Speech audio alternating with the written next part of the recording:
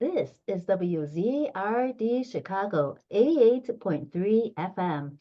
And we have with us at WZRD Pascuala Ilabaca. She is a Chilean rising star songwriter, singer, and she is with us now. Hello, Pascuala. Hello, how are you? Very, very well. How how have some your music in Chile connected with the U.S.? Um, I think music is human language Mhm. that has no borders. Mhm. So it's connected in many ways. One way maybe that I loved to connect is always landscape, geography. When the human people, we are raised in mountains, for example, we create some kind of mountain culture that is very universal. I have been studying a lot about that. For example, creating relationships between Andes mountain and Himalaya mountains. Oh. Or for example, here in United States, when I have been traveling in my tours, I discovered a lot about United States desert, because in Chile, we've got a lot of desert. Atacama Desert is the biggest desert in the world. So we have also a desert culture. And I think when I have been The here, biggest desert in the world is in Chile? yes, Atacama Desert. Oh Yes. my goodness. So that's also a very huge desert culture. So I think we are connected by landscape. Here in the United States, you got a huge landscape, same like in Chile. We are a small country, but it's a very huge landscape, yeah? So I think this is the originary maybe thing, the more important thing, yeah? Connection between humanity and nature that becomes a culture, and that culture becomes a special music. I think an important thing that brings me here is that Andes culture got the message about how to build a community, how be in community. So I think this message is very important here in this moment. Yes. So are you a environmentalist? Are you concerned about the world? I'm concerned about the world, yeah, always, because I'm a songwriter.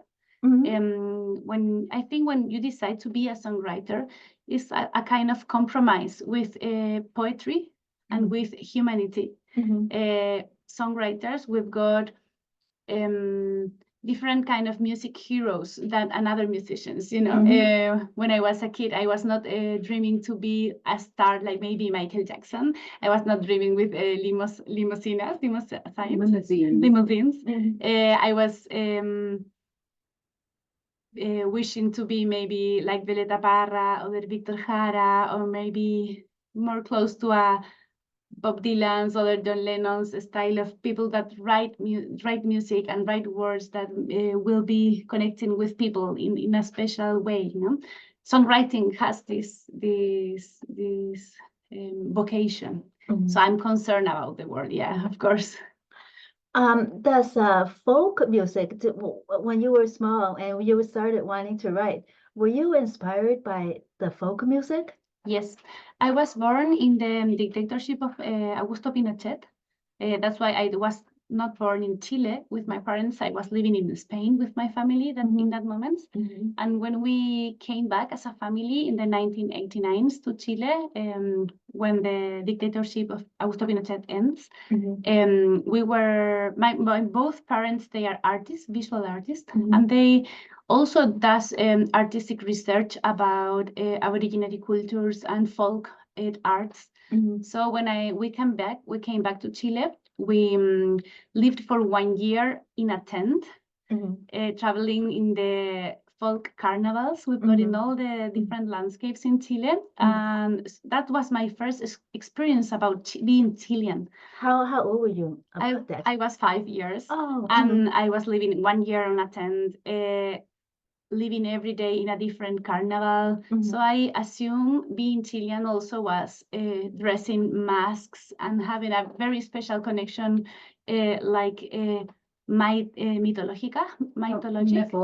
mythological behaviors. Yeah, that was for me discovering how to be a Chilean. But then when I came into the city to live and came to the school, I discovered another kind of conception about how is Chilean identity. And I always was defending that diverse perspective about how we are, because I have been traveling since many years now. I'm 39 years. I have been traveling a lot in my country, in Latin America, in Asia, in Central America. So I'm sure about our diversity, and I love our diversity. And I don't like those kind of message. They try to stereotype how we Chileans or women or Latin American or any kind of stereotype we are. So that has been my role, I think, in music, to find different kind of languages and love them and research on them and show them in my stage. How many languages do you know? Spanish and this bit of English. Oh. But anyway, in my show I sing in Quechua and Mapuzungun. This is originary language from Chile. And also because I was living 2 years in India, I used Saregam, this language, musical language, and all those dialects are inside my show as well. So if the Aboriginal dialect of Chile, is that for other people that speak a different kind of Spanish, are they able to understand that Aboriginal dialect? Aboriginal dialect? No. But the Spanish I speak, they are able to understand, of course, yeah. Anyway, in my show, I'm explaining in my English all the thematics of the show, because I'm coming here for communication, and that's my favorite thing. So I always explain about what the songs are telling about, because I think it's very important in my music. But also dancing is very important. I love to dance. I play accordion. I was playing piano since I was 6 years, but then I decided to play accordion because I can dance with this keyboard. Yeah. Dancing is very important for me. So all the people that is going to come here in our show in Chicago on Tuesday, in Reggies, you are prepared. You need to prepare yourself to dance as well. Okay. So the accordion is kind of heavy, but you're able to like play it and dance at the same time? Yes, that was like work, like psychological more than physical work I had to do, because when I was a teenager, I wanted to be as thin as I can be, because I have this Barbie model, like all the teenagers, yeah. So I was trying to be very thin, but also to play accordion, that is 12 kg, and dance and do a lot of things. And in one moment of my life, maybe I was like 25, I was always sick of los riñones. Yeah, your kidneys. I was always sick of kidneys. Yeah. And then I went to a Chinese doctor. He told me kidneys was about energy. And I noticed I wasn't receiving all the energy I need, because all the energy I spend to make that balance. So I start to be being stronger in my body, and eat more, and learn how to manage heavy things. And then I become a very energetic, healthy person with the accordion, because it's 12 kg, the weight. Yeah. So is there any, so you lifted weights, right? And was there any special diet that you had that helped make you stronger? Eat more. I was not trying to be as thin as I can be, because just if you see the models, fashion aesthetic, it's different from a person who is going to spend a lot of energy, physical energy, having waste. So I learned to take care of myself when I was maybe like 25 years. Yeah. When you were 5 and then living in the tent, so it wasn't, it helped you, inspire you. It didn't like make you sad, like living in the tent. You were happy living in the tent? I was very happy, yeah, because I think maybe when you're a child, you want to be very close to your mother and father, and living in a tent it's very like that because you have not intimacy, yeah. Mhm. And this was, I think, not having intimacy is something children love. Mhm, They mhm. always are going to touch you in some part. You no, don't touch my nose. This is Mhm. my intimacy, yeah. But children, they don't know about that. Mhm. So I was living in this tent, always with my mother and father. Mhm. My parents were artists, so they don't have to go to a special job, leaving me alone. So that Mhm. moment was very, very good for me. Beautiful. Mhm. But then when the travel ends and we went to live in the city and I came to the school and everything got back to reality, how Mhm. things are going, Mhm. I start to feel very alone, yeah, because they were in their studies painting Mhm. and I was alone in the house. So at that moment, I discovered music Mm. as a How did you discover music? Did music discover you, or you discover music? I was trying to put a cassette inside the radio Mm-hmm. as a children. Really? I remember this because you are always children. They play trying to fit, for example, a square into a square, yeah, a circle into a circle, and I was trying to put a cassette inside a radio, yeah. Oh. So I was trying this, and then I closed the door, Uh-huh. Mhm. the system, and I Uh-huh. put play, Uh-huh. and it was Goran Bregovic music, Tiempo de Gitanos, Le Thème du Gitan, Yeah, A Time of Gypsies. A Time of Oh. Gypsies, Uh-huh. that Mhm. music. Mhm. And I listened this melody. It's accordion melody, and I Mhm. was so emotive about this melody, like gypsies style. And I closed my eyes and I start to move my hands and dance and Mhm. make rounds. And I got mareada. Dizzy. And I got Oh. dizzy and I was dancing and dizzy with this accordion music. And I felt for the first time this like inspiration feeling about music. Mm. When did you start writing songs? You were very young at that time, right? Yes. You didn't write songs at that time, or did you? I wrote songs at that time, What did you write? telling the history about a dog that I lost because I was Oh. traveling. Mhm. And that was my first song. Mhm. Niebla was the name of that dog. It was Mhm. a Labrador. Mhm. And It means mist. Mist. The dog's name was Oh, Mist. okay. Was Mist, All yeah. right. And so I write a song about this dog I had and I lost.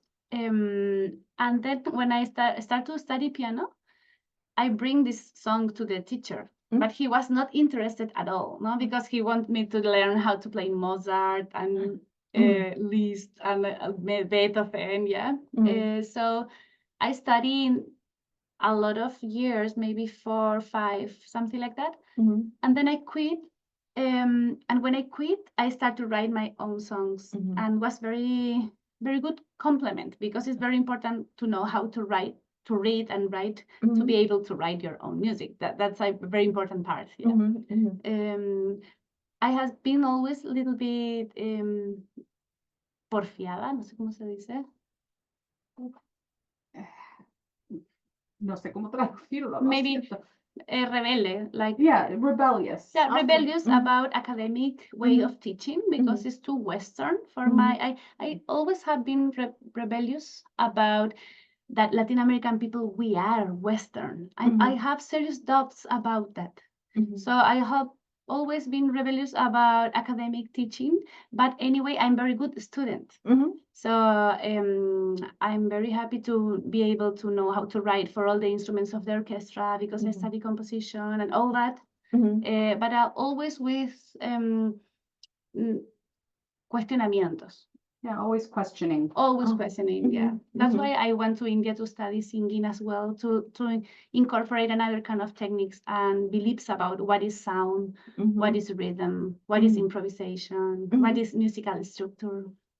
So when you studied singing, what was your voice coach like? Was it just how to control your voice, or did you even study a little bit of like say opera? No, I never have studied classical Western music, but yes, classical Indian music. Oh, okay. Yes. And when I went to India, I realized also with that thinking about Latin Americans, we are not so Western.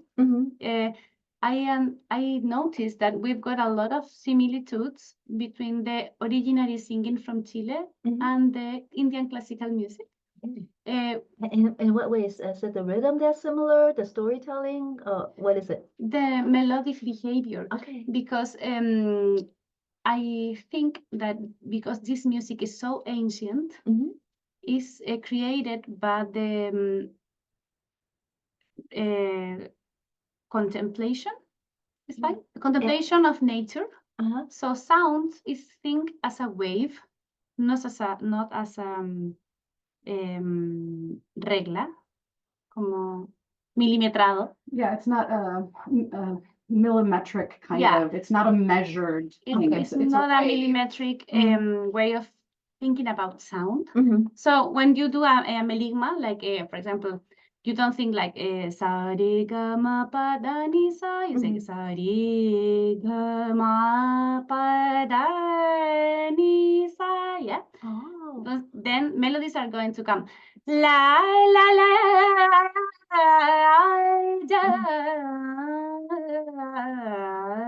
everything is going to be like water, like air, yeah.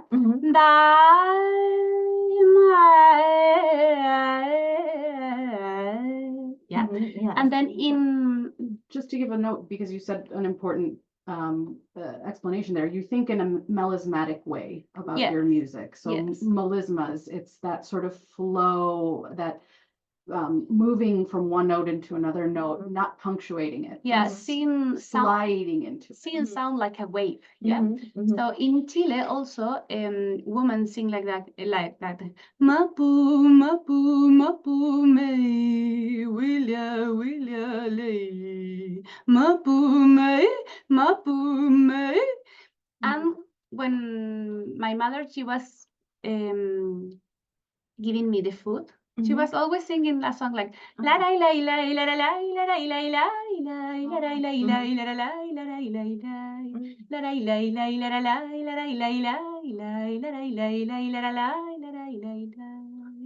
Well, it sounds so familiar, the Aboriginal Indian, and then also the Indian, because maybe way back when it might have come from the same ancestor a long time ago. It's so similar. Or the same landscape. And the same way of thinking about sound as a wave. Yes, the same way of contemplation.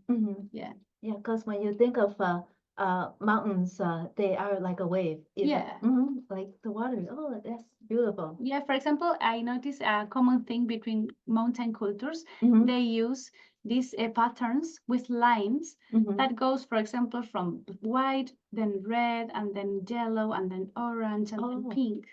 And I noticed once when I was in Cusco, in Machu Picchu, in Peru, that's why, because they are looking from the mountain to the sunset or the sunrise. So they have the perspective to see the sky with all the colors of the sunset or sunshine.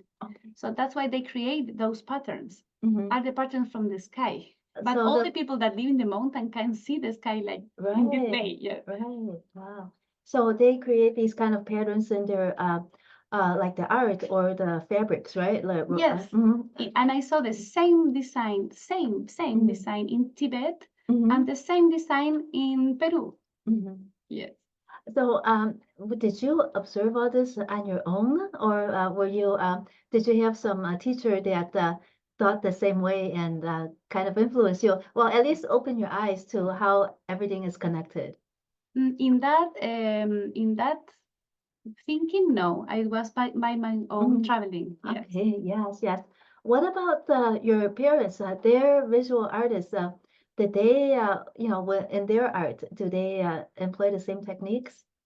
These landscape mountain techniques? Not very much, because my mother, she does stained glass and mosaico, is decorative arts, a lot of birds and flowers. And my father, he does a lot of portraits. He is concentrated in humanity.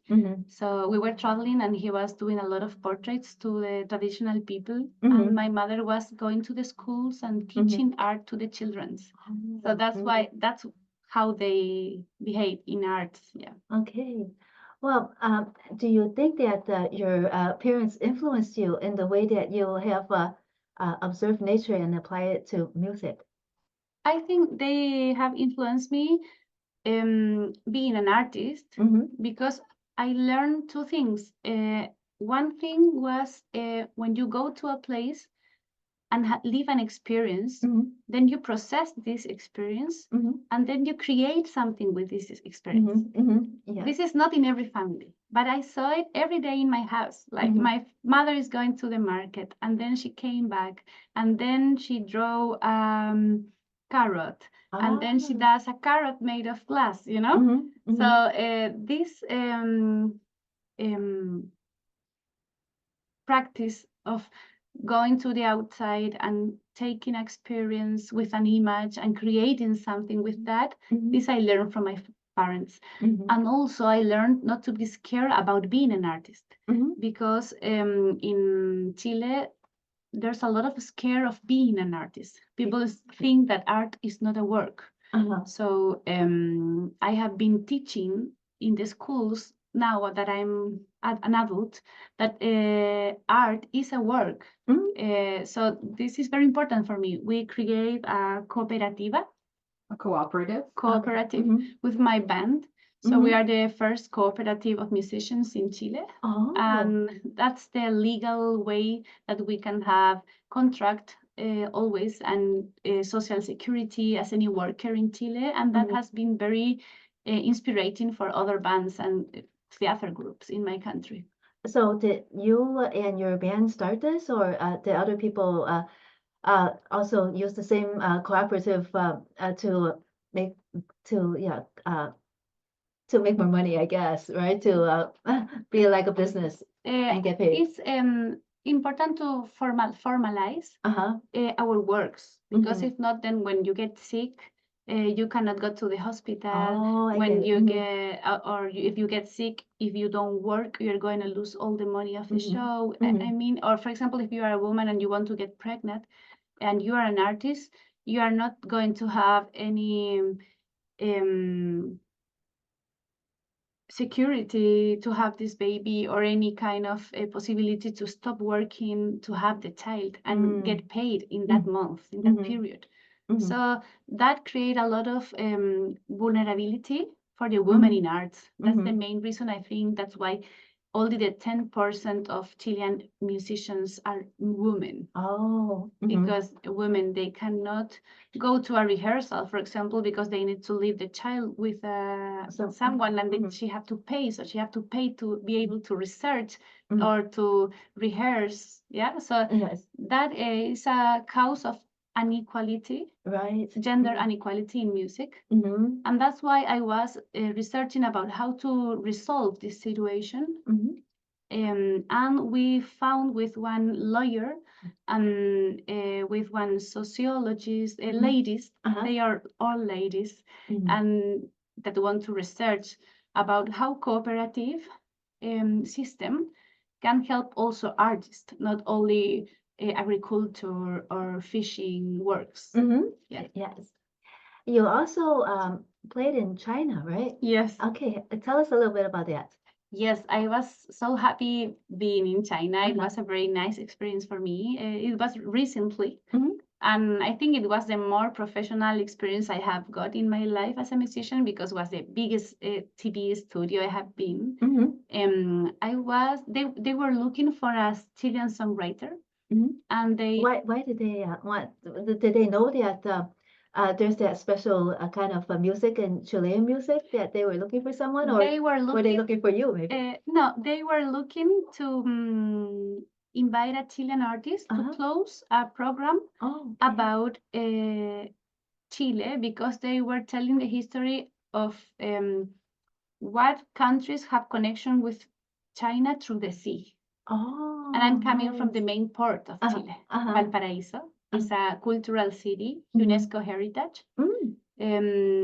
So they were looking for music related with sea, coming from Chile. And they asked to the Chilean university And the Chilean University wrote a list, maybe about 40 songwriters, and they chose me. So I went to Beijing with my manager, and we had an incredible experience. I can invite you to see this full concert in YouTube. Okay. You can search by my name, Pascuala Ilabaca in China, and you will find the video. Oh, that's so nice. So were you playing on the stage or what kind of venue? I was playing live music in the national television. National TV? Yes, and I did a featuring with one opera singer from China, very young. He was really talented. He was son of one lady singer from the Beijing Opera as well. So he got like music in his veins, and he was very nice. We had excellent moments here.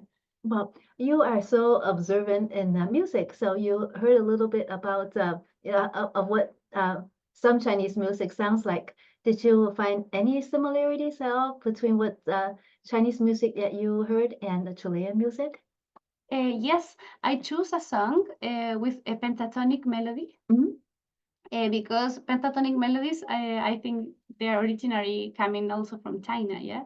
So I wanted to show in China a song that people can digest, yeah. And this was ¿cómo se llama el coro? The chorus. The chorus part of the song was like this. Takina kojaruna, tusuna kojaruna, takina kojaruna, tusuna kojaruna, takina kojaruna, tusuna kojaruna. And I think it was related with Chinese music, this pentatonic melody. Yes. And also the song I sing with the Chinese singer was speaking about a river. And I like it. Water again. Yeah, again water. And I was very inspired by the poetry because in this song they were comparing river as the eternal love of a mother. And I like it very much, the image. Because in the song I have to sing one part that says, siempre tienes agua para mí porque yo soy tu niña mimada. You always have water for me because I'm your spoiled girl. Yes, and I found very beautiful, poetic to say that to a river. To being the girl, ¿cómo se dice niña mimada? The spoiled girl. The spoiled girl of the river. It's a very nice image. Yes, I was very inspired singing that. Yes. A deep appreciation for the river. Yes, yes. Yes, wow. And so you were in China, and then are there any other countries that you travel to? Yes, we have been touring in 25 international tours. So I have been in Latin America, in Peru, in Bolivia, in Brazil, in Colombia, in Argentina, in Guatemala, in Mexico, in United States, in Canada. And then in Europe, I have been in Switzerland, in Germany, in Spain, in France, in Italy, in Belgium, Holland, in UK, Portugal, Italy, and also I have been in Turkey, and I have been in India, and in Nepal, and in China, in Malaysia, Indonesia, Thailand. Yeah, I've got a lot of different countries I have been. So when you go to India and the people listen to you, today, are they surprised that your music is so similar to theirs? Yes, there's similitudes and also differences. Of course. Yeah, of course. Yes. For example, things they found similitude with my melodies and difference with rhythm. Sometimes I did a lot of Indian priest very angry because I was singing in some very quiet village, and I was start to sing in some tango style, some dramatic feeling, and I had a priest knocking my door. Please, this is demon music. How can he understand the words I'm saying, because I was creating a song speaking about a bad day. So I was singing this tango, mal día, mal día, mal día. It's a bad day. It is a bad day. And he knocked my door. This is Damon music. I mean, you're right, because this is a very like dark song, you know. But also they love me. I had a very beautiful relationship with my guruji, my master, Pandit Pashupatinath Mishra. He's coming from Varanasi. He's already gone. He's died, but he was an excellent teacher. How did you meet him? How did you connect? I went to Banaras Hindustani University to find the guruji, and he invited me to his home, and I was learning 1 year every day with him, and having a lot of beautiful moments with his family, all the traditional parties, Indian costume. I was with his family. I was very inside deep of his family. And how old were you at the time? 26, something like that. I learned what is a master with him. I when I was going to India to study, someone told me, if you're going to study with a master there, you're going to need to kiss his foot. And I was like, no, I'm not going to kiss the foot of any man. Like, but then when I studied with him for 1 year, and I was in love of all the things he teach me. He was very old. I really love him as a grandfather. So then I kiss his feet. Yes. Yeah, you're so appreciative of what he had. Okay. So how did he teach you? Was it like through the instruments or through singing? What did he teach you? He plays tabla. While he was singing, he was playing tabla with rhythm. And I was playing harmonium because I know how to play piano. So we were a full band. He was playing drums, I was playing keyboards, and we were both singing. Yeah. Okay. So did you apply what he taught you into your playing accordion? Yes. And also about my conception of music. This is the thing I'm going to tell now is a like more general thing that because I am a songwriter, I'm used to write songs. But then one day I start to realize that the structure of a song is made in a binary conception, because it's one idea and then you find another contradiction to that idea, and then you resolve this contradiction. So that is a very binary way of thinking. So I wanted to research about another kind of structures, to write songs with another structures, so be able to think in another structure, creativity. And I think maybe if you start to listen music that is not created inside a binary structure, everyone can be able to think in a different way. So I think this is very important about the structures, because they structure our mind. So if I'm, for example, I'm unhappy, and I try to resolve it, I can find one solution, and then I try immediately in my mind to resolve this situation. That's a binary way of living life. But if you start to look not one way to resolve, instead of a lot of different ways of looking that problem, you're going to resolve it in a different way. Or maybe there's things that have not solution, and you're going to be resolving that reality, that there's things that have not solution in a different way inside of you. So I think music has a lot to do with that, because you listen all the day the radio, and all the songs are structured in the same way. So you start creating, and you start to repeat the same structure you have been listening at. So I think to research about different structures is very important to open your mind as a creator, but also to open the mind of the listeners. So that's the thing for me is the more important thing I learned in India, the raga structure, because it's an open structure. with improvisation inside this structure. So this is, I think, something very important to learn. And what was it hard to learn? It's hard, but it's also liberador, liberating, and motivating. So it's very, very good. Yes. When you write a song, and then you know, the music that you were singing, it has that connection. You know, it's not like it has all those connections, right? So when you were talking about how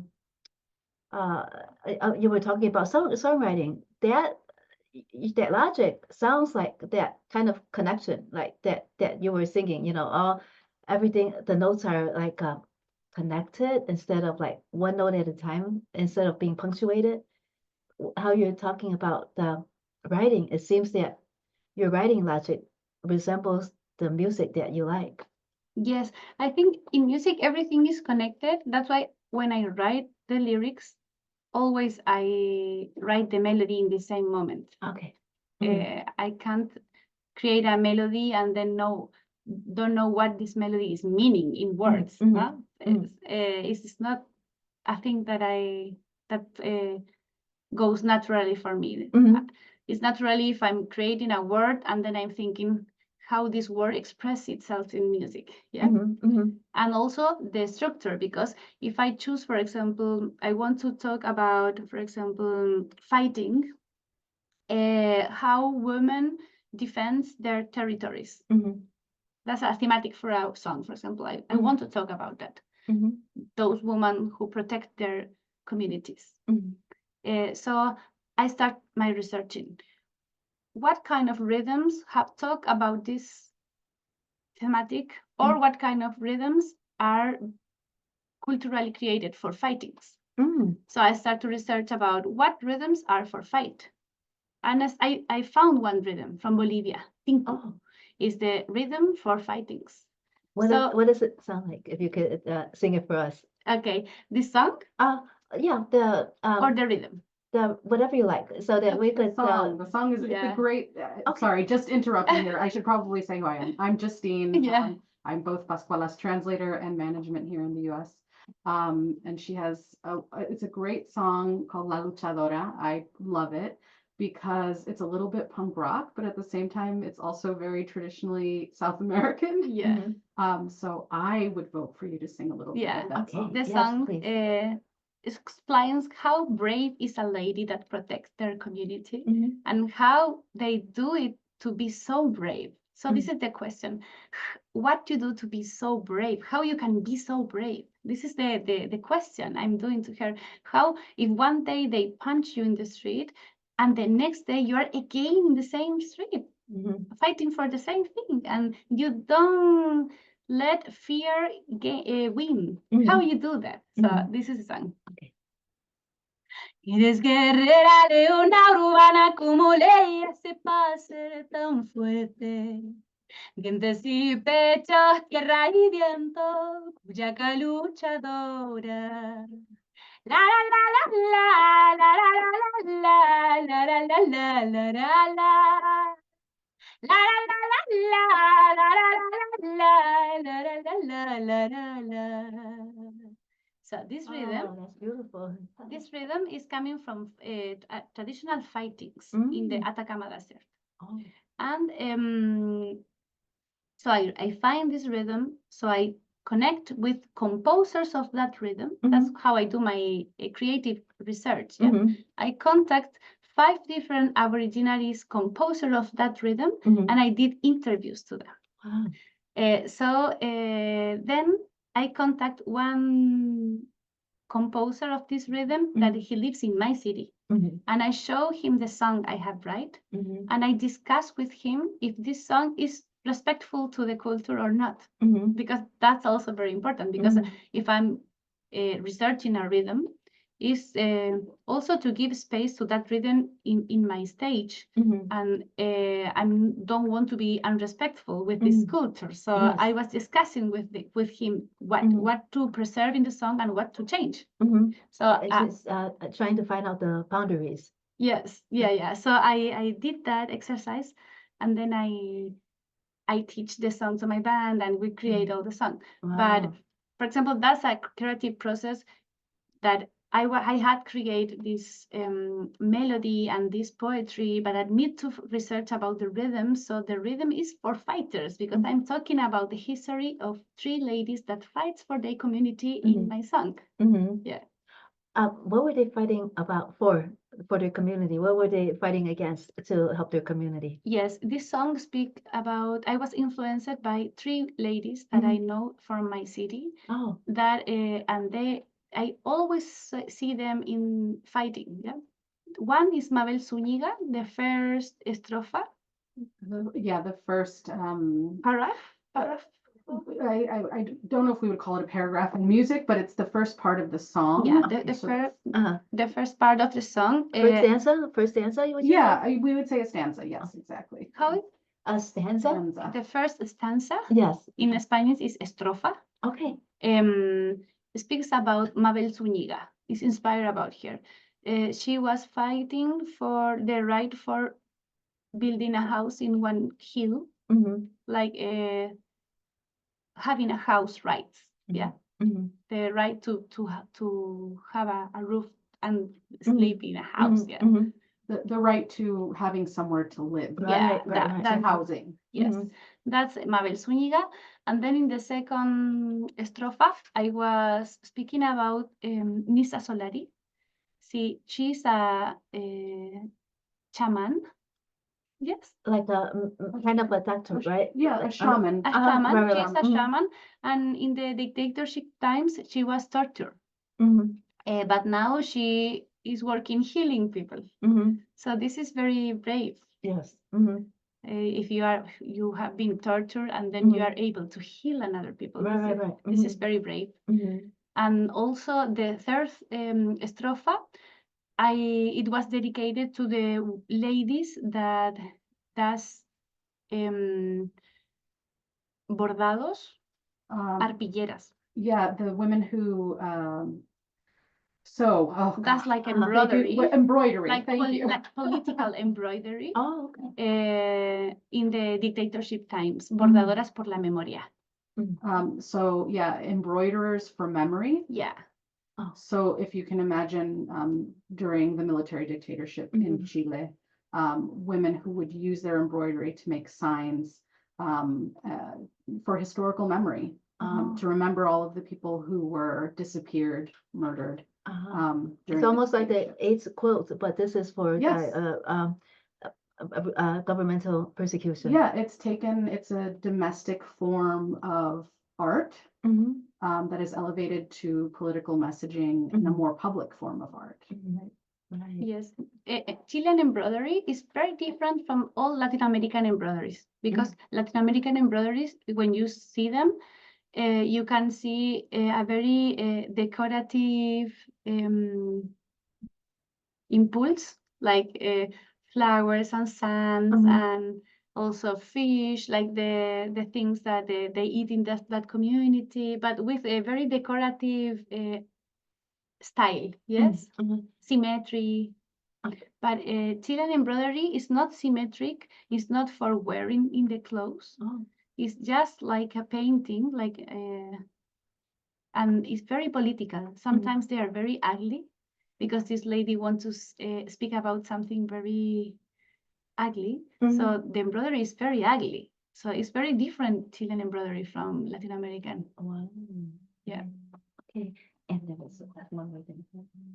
Oh, when you won a lot of awards for your songwriting. So did you submit for those awards, or did people submit your name on your behalf? There's both, I think. There's some awards that you cannot be participating if you're not submit yourself. Yeah. And another, some other producers or artists submit yourself. but I have been winning in both categories. And also here in the Independent Music Award from New York, I win the public award. That's different also because it's like not the jury, it's the audience choice. Yeah. Oh, okay. Yeah. Also, I have win 2 awards audience choice. Yeah. Wow, this you're very intriguing, and thank you so much for singing some of your music for us. Yeah. You have a show coming. Could you give us the details? It's coming up tomorrow, right? Yes, tomorrow Tuesday at Reggies. Okay. In Chicago. I can give you the address that I Okay. have here if it's better. Maybe you don't know the place. Mhm. It's in 2105 South State Street Okay. in Chicago, Reggies. And we are going to open doors at 7 p.m. and then start the show at 8. The show is so funny. We are traveling as a quintet with the drums, bass, guitar, acoustic, and electric. I play accordion, piano, and sing. And my friend Macarena, she plays trumpet and different kind of Aboriginal flutes. Oh, yeah. So besides the Aboriginal flutes, are there any other instruments in your band that are derived from the Aboriginals? No, only flutes. Yeah. Okay. Well, good luck in your show, and thank you for all the work that you've done. This sounds so interesting, and I'm so glad that we were able to share it with our listeners on WZRD Chicago 88.3 FM. And one more thing. If our listeners, besides attending your show, if they want to learn more about you, where should they go? You can go to www. Yeah, www.pascualailabacafauna.com. And maybe you can show, I don't know if the program, how Pascuala Ilabaca and Fauna is, right? Okay, yeah, you just send me the link, and then we will include the link in the description of this interview when we Yes, that will publish the be great interview. because I think it's difficult to know how that is right. Yeah, Pascuala Ilabaca, this is my name. You can find it in YouTube and Spotify. I've got 7 albums and a lot of EPs and singles and very attractive video clips in YouTube. Yeah. So, which we were playing and that we were sharing with the listeners earlier. yeah. Thank you. You're welcome. Thank you so much.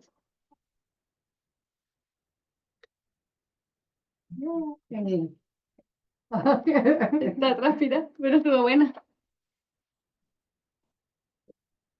That was